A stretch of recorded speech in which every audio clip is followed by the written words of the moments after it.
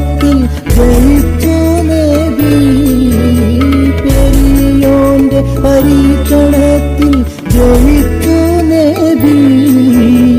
ജിബ്രീലൊരാടുമായി